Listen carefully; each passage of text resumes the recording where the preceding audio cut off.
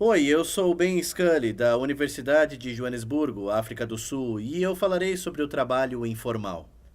Acadêmicos e sindicalistas usam termos diferentes para descrever as mudanças que aconteceram na área do trabalho nas últimas décadas. Ouvimos falar muitas vezes sobre o crescimento de forma atípica do trabalho, trabalho vulnerável, trabalho marginalizado, etc. Nesse módulo, estudamos o trabalho precário e o trabalho informal. Então, esses termos diferentes foram criados para descreverem formas de trabalho que diferem do que poderíamos chamar de relação de trabalho padrão. A relação de trabalho padrão é o que nós chamamos de trabalho remunerado. Emprego padrão é permanente, de tempo integral. Há um empregador muito bem definido e o trabalho é realizado no local de trabalho de propriedade do empregador.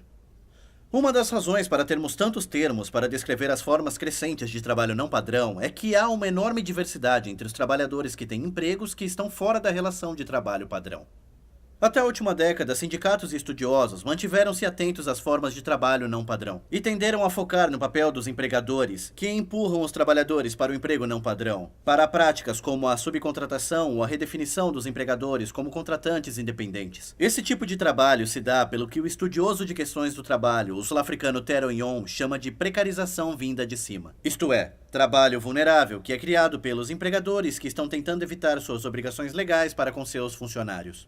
No entanto, há outro grupo talvez maior de trabalhadores vulneráveis, cuja vulnerabilidade não é criada diretamente por empregadores. Se pensarmos em vendedores de rua, vendedores ambulantes, empregados domésticos e motoristas de táxi, esse tipo de trabalhador normalmente trabalha em condições extremamente vulneráveis. Entretanto, eles muitas vezes não têm empregador propriamente dito, como no caso, por exemplo, dos trabalhadores autônomos ou nos que trabalham em casa. Aí, nesse caso, sua relação com seu empregador difere radicalmente da relação do trabalho padrão.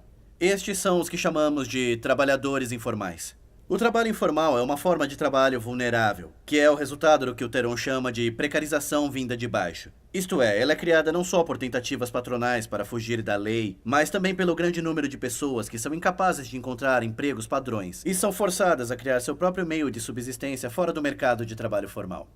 Embora os trabalhadores precários e os trabalhadores informais sejam todos trabalhadores vulneráveis ou atípicos, os trabalhadores informais enfrentam problemas diferentes quando se trata de organizarem, fazerem demandas coletivas e, por fim, terem acesso aos seus direitos. Talvez a diferença mais importante seja um resultado direto dessa falta de relação de trabalho clara desses trabalhadores. Isso torna a estratégia dos movimentos de trabalhadores tradicionais de colocar exigências aos seus empregados coletivamente impossível ou muito menos eficaz.